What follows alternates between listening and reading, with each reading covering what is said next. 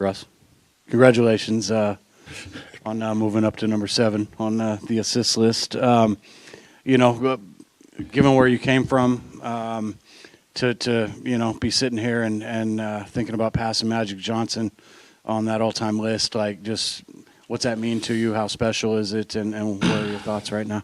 Yeah, man, it's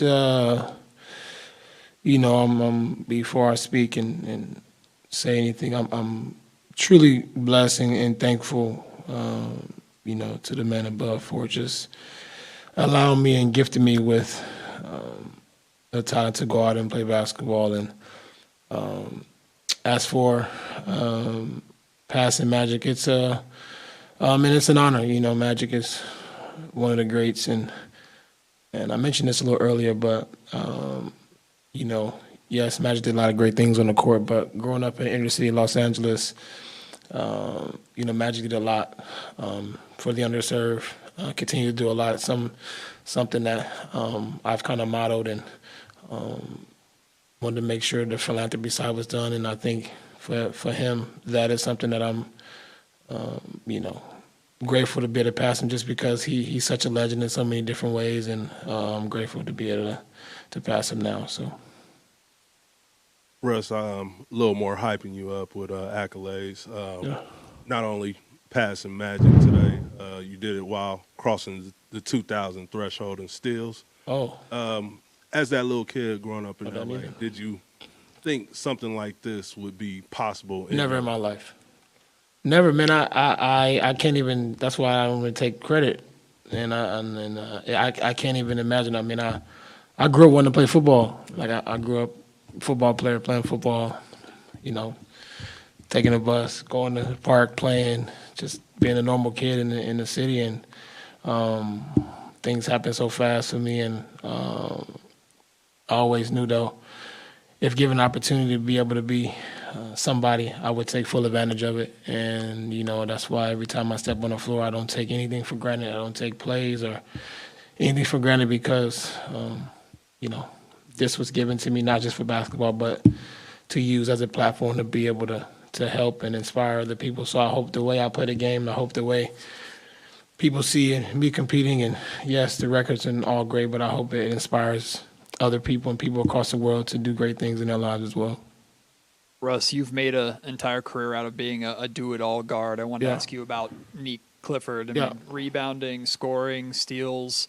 What do you think he can be in his NBA career and as a King, and how have you seen him develop all assets or facets of his game? Yeah, I think he's learning. I think the game is now slowing down for him a little bit, and I think he's picking his spots and trying to figure out where he can impact winning. The biggest thing I always talk to him about is just impacting the game, knowing personnel, locked in, because being young, he has so many great years ahead of himself. He's going to play against a lot of these young guys for many, many years to come, and you know, he's going to be a great player. So,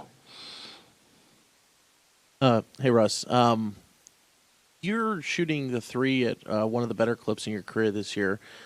Is there maybe kind of an emphasis you've been putting on that for yourself, or how do you feel from beyond the arc? I feel great. I put the work in every day, so I'm confident when I'm open and knock it down, and I'll continue putting the work in, and I'll continue shooting and knocking them down. Russ, you got 2,000 steals, all-time rebounding for a guard, did triple doubles. Is there any of these accolades that either are out there in front of you or that you've already passed that mean more to you than some of the others? I don't know. I don't think so. I don't know. I think that a lot of times I don't even know that this is happening until somebody tell me. So, so I don't know if there's one in particular that is more than the other. But if I'm able to be on the floor and play and able to kind of break more, I'll continue breaking as many as I can. Russ, it's funny when the discussions are about LeBron and Steph. People always mention their age, but when they talk about you, your age rarely gets brought up. You're 37 years old. You're still playing at a very high level. Yes, sir. Have you given much thought to how much longer you can or want to do this? I haven't. I just take day by day. I make sure I take care of my body and make sure I'm able to play at a high level. and then, I'll keep going until, I feel like I had enough.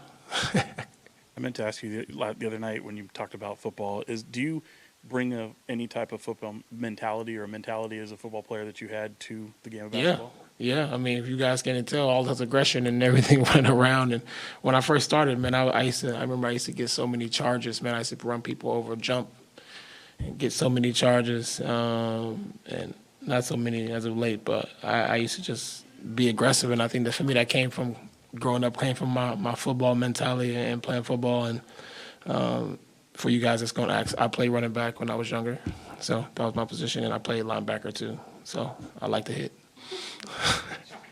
I know it's shocking. Yeah, thank you. Thank you.